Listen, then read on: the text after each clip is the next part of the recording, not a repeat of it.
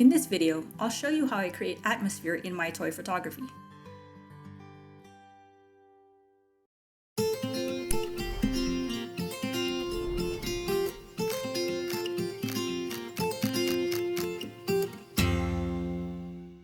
There are three things you need in order to get atmospheric effects to show up in your photos.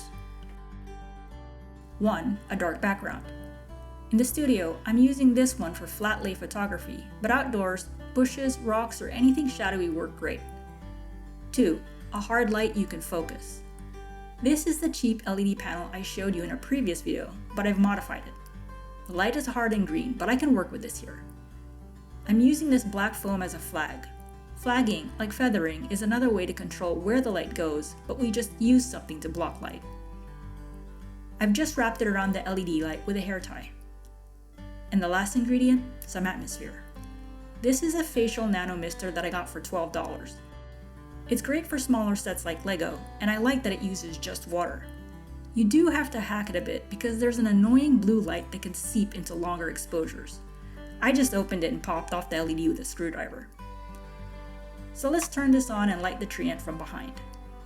The flag is doing a nice job blocking the light from hitting the background, which needs to be dark. The cheap LED panel isn't that bright, so I've got to slow my shutter down to 1/5 to get proper exposure. And exposure will be tricky because the mist will diffuse the light, so keep in mind you may need to do some work in post. I've got my nano mister on, so now let's take a shot. Looks pretty good. The slow shutter speed blurred out the movement of the mist nicely. Now let's try it with this tiny but powerful flash. This is of course a much harder light source with that tiny flash head.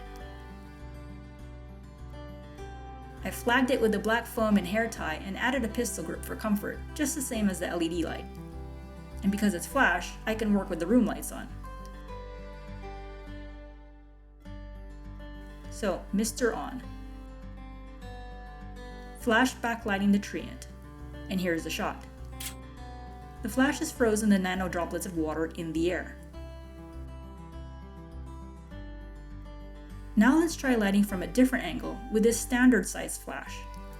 To control the beam, I'm going to add a snoot. That was easy, and another reason why I prefer standard flashes. They're easy to modify. The snooted flash is angled about 45 degrees behind the tree ant. On my trigger, I'm going to turn off the D light, which I assigned to the tiny flash, and turn on my A light, which I've set to the snooted flash. Now they're talking.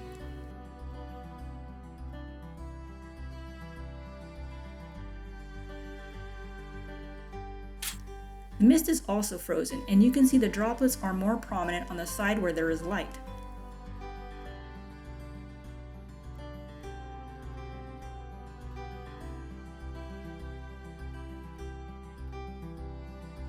Let's do some tests with another atmospheric element, rain.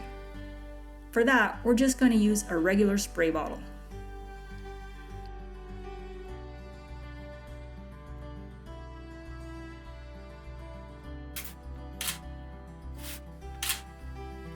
As you might expect, the rain droplets are frozen and more prominent on the side where the snooted flash was positioned.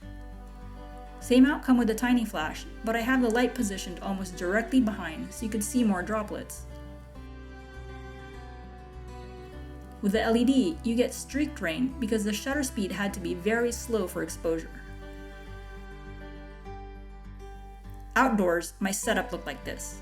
The tiny flash with the DIY flag positioned behind the tree ant, the nano mister angled off to the right and behind, and a tiny bounce card I had pointing at the tree ant but is missing here. In the background, there were some thin tree trunks and tiny plants. This was about 8 p.m. in the summer, so low light. And these were the final processed shots.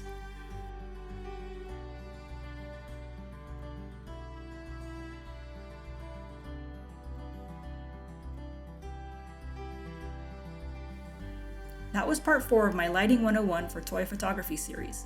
Check out the first 3 that I've linked to in the description below. Thanks for watching. Please like and subscribe for more toy photography tutorials. This is 4 Bricks Tall. See you again soon.